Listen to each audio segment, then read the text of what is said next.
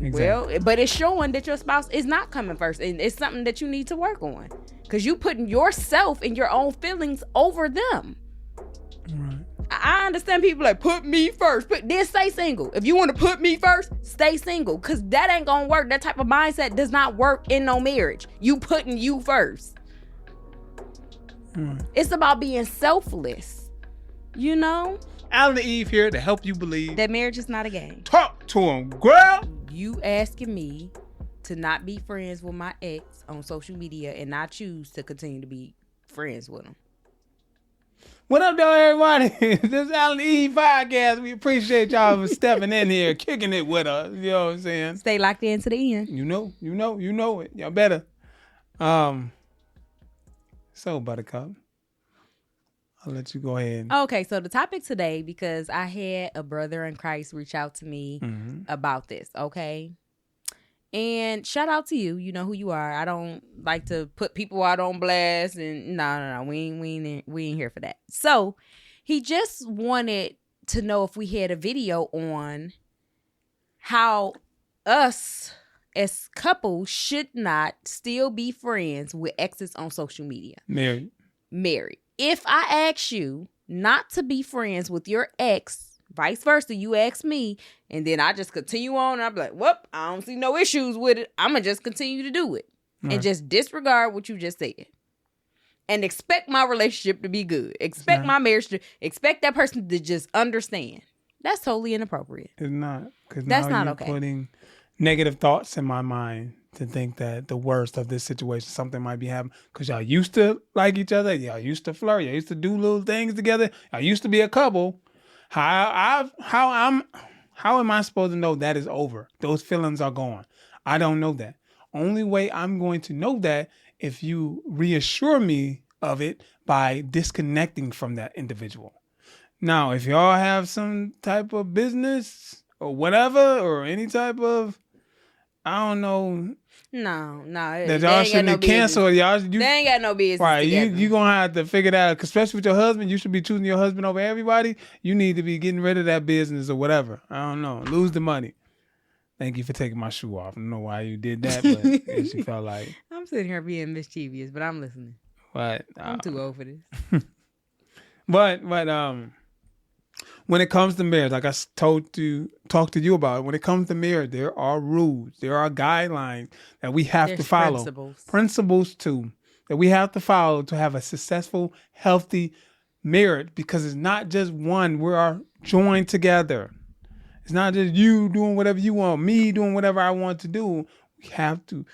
If my partner has a problem, then we have a problem. I'm going to share this because it always gets worse in a situation when you do not respect how your spouse feels and their discernment on a situation. Is that something to do with social Yes, media? it does. No, it doesn't. But it's real life. This even worse. So I probably already talked about this before, but we was in the church, and we met this couple in the church, and we went over there. We had a good time, and then my husband hugged the wife of the guy. Okay. And my discernment was kind of going off. Like, this didn't feel right. Now, he had already hugged people before of the opposite sex. People he already knew. I had no issue with it. But this particular time felt kind of weird. Like, something wasn't right about that. So as soon as we got in the car, y'all know what I do. I address stuff right away. I'm not leaving room for the enemy. And at this time, we wasn't even married yet. So this should have been a red flag for some people. This is a red flag. If I come to you and I say, hey, I didn't like the fact that y'all hugged. It just seemed off. It didn't make me feel good about y'all hugging, because I didn't hug her husband, and you responded and said, I don't see nothing wrong with it. And then that was it. That was the end of it. So, of course, I was mad, and I was mad for a couple of days. I felt some type of way, and I was doubting, like, should I even marry you? Like, what is this? You know what I mean? So I tried to get over it. Fast forward, we go to church the next time. We sitting there, and she felt so comfortable. She just came up to you and kissed you. Not on the lips. It don't matter. Putting your lips, you a married woman, putting your lips on somebody else's, like some other man. That's weird. And we in the church doing this. Like, what we doing, y'all? Okay. But the point of why I'm bringing this up is you see how your spouse can have that discernment to say, hey, you shouldn't be doing this. Even if it's through social media, you should not be doing this. Your spouse is telling you, I'm feeling some type of way. It's something going on that's not right with this. This is something that's making me feel uncomfortable. This could be an attack from the enemy, an open door that you're just leaving open and dismissing exactly like what I'm saying. That's totally inappropriate and think everything's supposed to be good. Oh, no, it's not going to be good. Okay? You're welcoming an attack in. Just by your spouse even coming to you saying, I feel uncomfortable with this. You need to respect that. I don't see the point of you still being friends with no exes on no social media. That's totally inappropriate. Right. Especially when your spouse comes first. Exactly. Well, but it's showing that your spouse is not coming first. And it's something that you need to work on. Because you putting yourself and your own feelings over them. Right. I understand people like, put me first. Then stay single. If you want to put me first, stay single. Because that ain't going to work. That type of mindset does not work in no marriage. You putting you first. Right. It's about being selfless. You know? Yes, I do know. You over there numb from what I said? No, I'm not numb. I keep hearing you saying, you know. Like when people say, no, I'm saying. You know what I'm saying? Go ahead, though. Oh, it's my turn now. I can talk now. I can talk now. So back to the social media thing. Let's turn this car around. Go back to having I think even the opposite sex, but that's a whole nother story. But having your ex, like I said, we can't do that to have a healthy marriage. Your marriage is going to probably end in divorce. I do have a story about social media, though. Since you said, is it about social media? I do have one. So when we first started dating, I got my 5 seconds. We was in a relationship. We was in a relationship. We were dating in a relationship. And you was still in a relationship with your ex on Facebook. And I had to keep bringing it to you. Like, when are you gonna not be in a relationship with this person on Facebook? That's weird. Like, why are you still in a relationship if y'all not together? That's another red flag. Like, what's going on with that? You know what I mean? Right. That was. I'm saying, so why was you though? Because maybe this will help somebody. Only reason I did it because I didn't want people in my business. I was tired. I didn't want to hear the whole like, what happened? Y'all not together? Oh, what's wrong? And hearing all that. When I've been through that before, I just left it as like we were still together, knowing that we broke up. And I mean, how was that healthy? How was that? But before we met, I think I was off of Facebook, and then eventually I got back on Facebook. Right, but I'm talking about we was dating at this point. So. Right, but when you brought it to my attention, I was like, okay, that's. And it wasn't about me actually being in a relationship with you on Facebook, because I agree with you. Me and you didn't have to change our relationship status to in a relationship, but to make people think you still with somebody is kind of weird when you're in a totally new relationship. No, right. And I understood that after you said that. But I had to say it a few times. All right. I did. I bring it up a few times. And I mean, again, this is when you didn't feel any type of way about it. And I'm not trying to put you on blast, but I'm saying a lot of people go through this. A lot of people don't see any issues with these different scenarios. And for some reason, we've been through these situations and we can talk about it. Right. And that is it changed. So. Man, I lost my train of thought. But the whole social media thing is just inappropriate. It looks bad. It never, in your mind, it probably looks fine. But to the other person, you have to make sure you show the healthy respect that you have for your spouse. That the loving and caring, and I'm in this relationship fully, not because when you're talking or you're friends with your ex, that's not controlling when somebody tells you to stop being friends. No matter how they say it, you might think it's controlling. They're just letting you know, I feel uncomfortable. I am opening up, communicating, and I'm letting you know this is what it is, but do not try to put up a wall and say, oh, you being controlling. That's not what's happening here. Listen to what I'm saying. it's inappropriate for you to be with your ex when you're in a new relationship. I know maybe I can trust you, but I don't know his intention. Right. Maybe he might try to slide in your DMs or try to hang out with you, have a ulterior motive on trying to get you back. And I'm letting you know, babe, let's not, So maybe the wife feel like you should just trust me. I mean, I know that's not a good enough. I'm not. But the person is saying like, I don't trust them. I don't trust the situation. Yeah, but then somebody could say, what does that have to do with me? But I'm not defending it because I think it's totally inappropriate. But I'm saying maybe that's the mindset of somebody like, oh, he or she should just trust me. They should just know that I wouldn't do anything. But I'm in a marriage. We're one. Right. I'm letting you know an ex, not a friend. Maybe that's like stepping a little too far. Okay. That's a big reach, but I'm letting you know an ex. Mm-hmm. I'm uncomfortable. I don't find it's disrespectful to you to even be friends. Right. Now, if you come to your partner and let them know, like, okay, if I'm cool with we never talk. If he hit me up, I'll show you the message. Right. Oh, you saying this is like this person that they haven't dated before? Right, okay. Right. Like I'll show you the message and whoop-de-whoop. If you ever, we just friends, is like, that's it. We no contact. We don't talk to each other. Is that fine? Can we do it like that? I will let you see the messages. If he or she contact me, I'll let you see. Right. And then the person would say like, yeah, that's cool. Or you know what?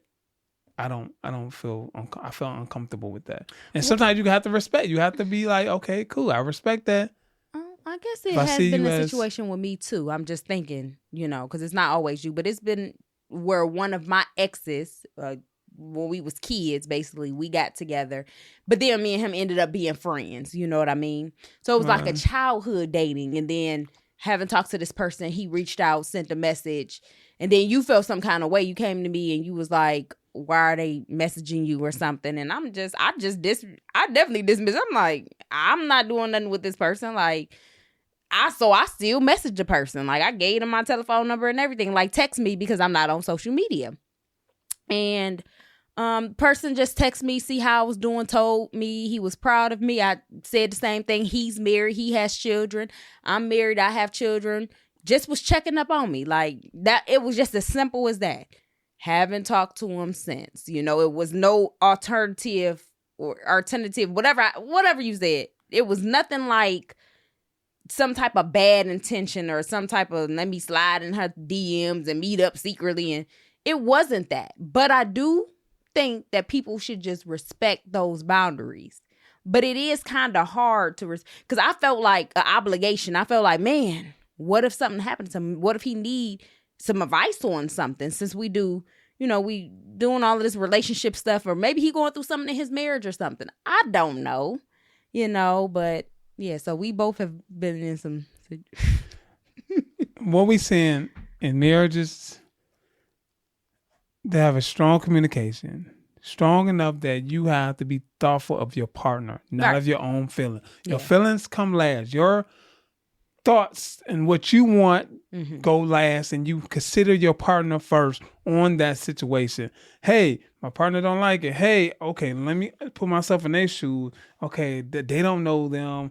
They don't understand that this is just I understand this person, but they don't know them. They might see it as they trying to slide back in my, trying to get back with me. Maybe their relationship a little rocky and they trying to get back with me. They're trying to double back or something. So, yeah, it might look kind of wrong. So let me just okay, my partner's uncomfortable. And to make it up to them or make it right in our marriage or make them feel more comfortable, I'm going to do exactly what they said. It's not controlling.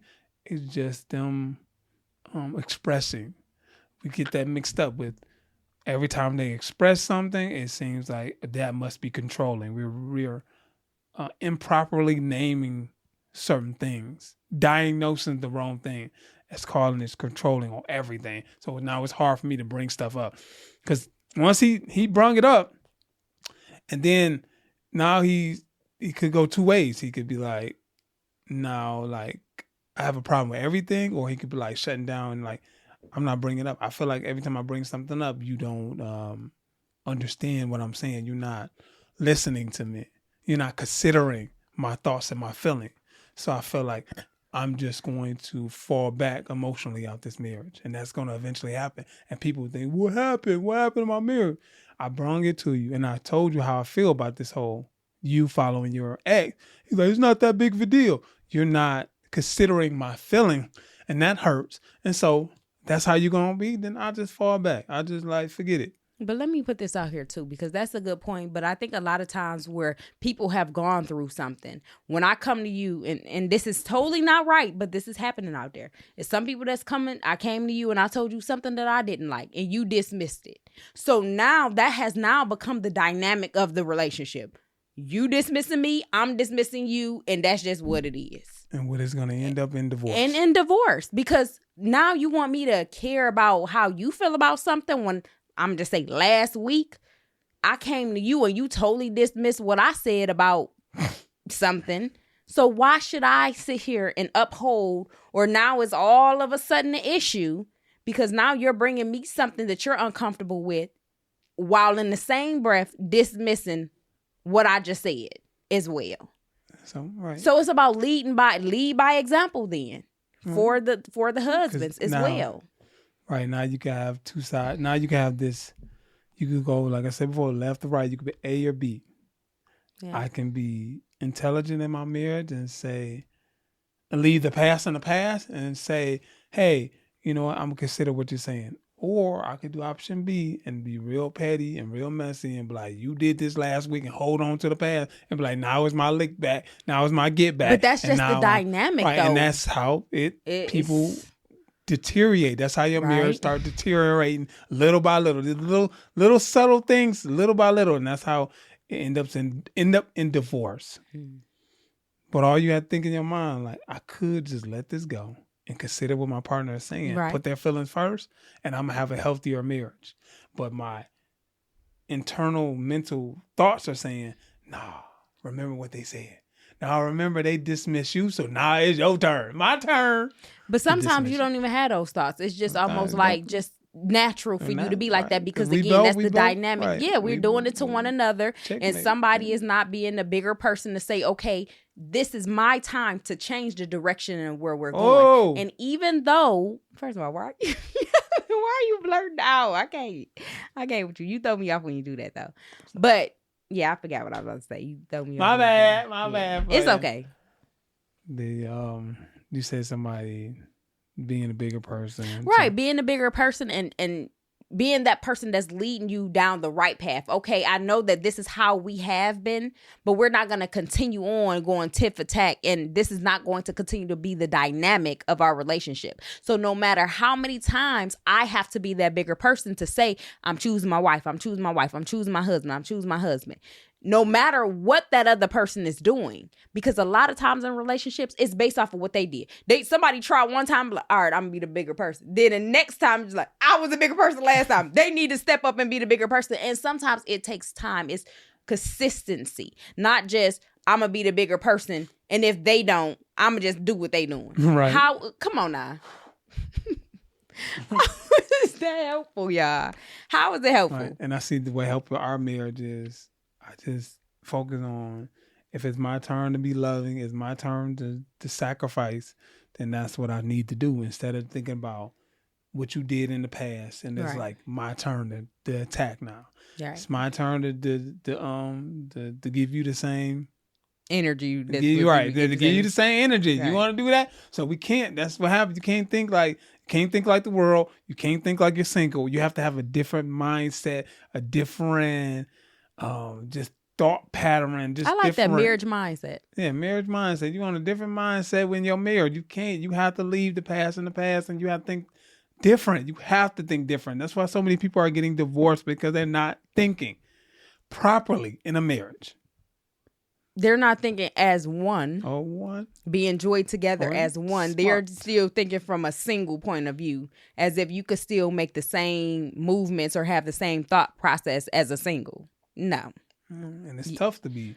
It's difficult to be the one who to constantly let go, even when you feel like your partner is the one That's in the wrong, right? Right, in the wrong. They on like they on level 3, you on level 5. You're forgiving and being thankful and being loving and caring, but they're constantly doing the same thing that you just grew from. You got better at, and now it's hard to be like, oh, let me constantly be loving, let me constantly sacrifice, while they still at the level that I was at, and it's like they still don't seem like they're growing. But I have to still have grace for them because I think eventually they're gonna get there.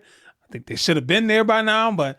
Man, Lord, I'm praying that they finally understand, like, stop doing certain things. But I still, if it comes my turn to be loving and communicate my feelings and be understanding to them, then Heavenly Father, I pray that I can represent you in my best in my marriage. Right. And it boils down to having grace and mercy, love, peace, patience, kindness. It boils down to bearing the fruits of the Spirit as leaders and as couples in the marriage.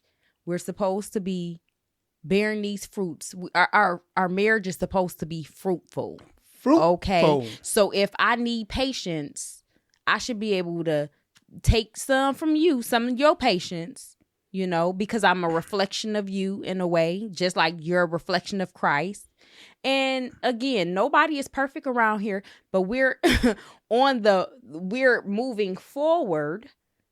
We're right as we should be. We're moving forward and we're growing together and we're having grace and mercy with one another, because some days I'm still snappy. Some days I just say stuff however I feel it and just don't even, like, you're not even in my thought process of how I just said it to you. You know what I mean? Right. I'm just saying it. Right. And then so I'd be like, man, I think the other day I was like, man, that's kind of harsh how I said that. I could have said that better. Remember when I said that the other day? Right. I'm like, man, I could have said that better. That was very rude of me. And when you get to the point where you can call yourself out, that's where you need to be at. You need to be where you calling yourself out. You don't need nobody to call you out because you calling yourself out, Because the Holy Spirit is convicting you. This is not a part of you. Don't just get comfortable with that, Okay, I'm done. Oh, cooking. She cooking, y'all. Cooking. Well, we thank y'all for joining us. This is the Allen&Eve podcast. We appreciate y'all. If y'all stayed this long, we love y'all. We do. We love y'all. Man. Even if y'all didn't stay long. They wouldn't have heard this part, then. We love y'all. I didn't think that far. Okay, love y'all. We love y'all. Peace. We out. Bye-bye. Bye. Marriage is not a game.